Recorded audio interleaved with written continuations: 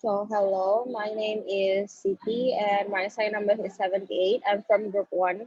And right now I'm gonna be presenting about the news that I found out. It's about Morgan Stanley and how they are closing their third quarter with a 25% drive on their overall earnings, despite of the pandemic situation.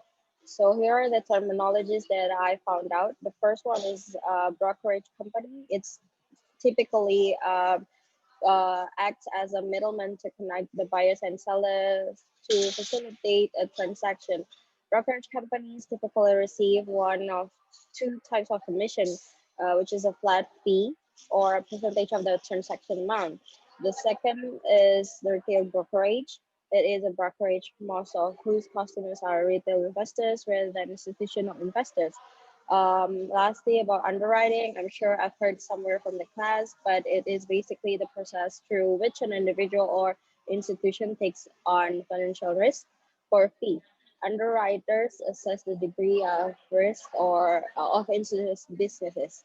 Um, and back to the article itself, what happened to Morgan Stanley is they are closing their third quarter, as I said, with 25% drive on their overall earnings, making it possible for the institution to renew share buybacks. So the details are they have 2.7 billion in raised in internet revenue.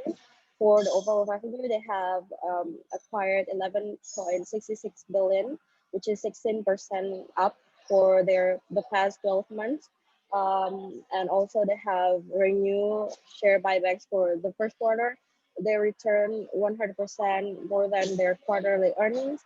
They have pretty balanced and more fee-based, also steadily growing franchises. Lastly, the administration division, they have elevated revenues by 38%, which is approximately $1 billion. So why did it happen?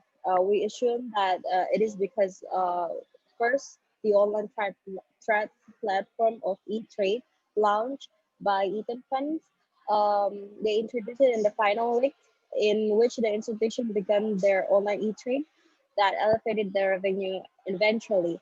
The platform itself allows the business to gain a capital-light business line, targeting the mass affluent and capturizing the digitalization. Second of all, they also benefited from the rising asset values throughout a robust market rally, as well as the Fed and the U.S. authorities. They pumped huge liquidity into the market on the first quarter that caused the blended earnings season for the major players such as Bank of America, Citigroup, JP Morgan, Goldman Sachs, and also Morgan Stanley. This is according to the Financial Times. And lastly, we can see that they have a very healthy trading market situation. The increase of their fixed income and equity trading revenues are mainly caused by their efficient system in the trade market.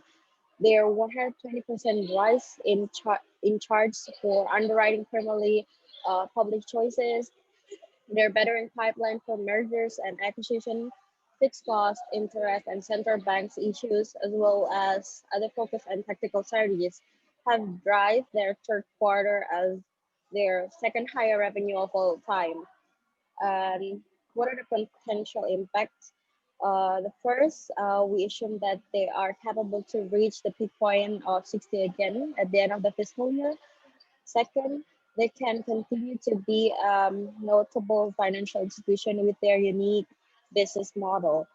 So my opinions about this are the Morgan Stanley have the possibility of becoming the biggest prime brokerage and equity business in the world. I believe that if they continue to rely on event activity and transaction, focusing on specific sector, just like recently, the board and the pipeline have increased the pace of announcement under some very efficient strategy. They will be the biggest prime brokerage and equity business in the world. As this time around, decision on business strategy is very determining for who is the future, who gonna be the future major players. And also, I can see how the central bank and other policymakers are very supportive to drive the economy, despite of the political instability of the election, the upcoming election. This reflects how agile the United States financial market is. in facing crises like this, and that they learn a lot from the past financial crisis. So here are my resources, and yeah, that's all from me.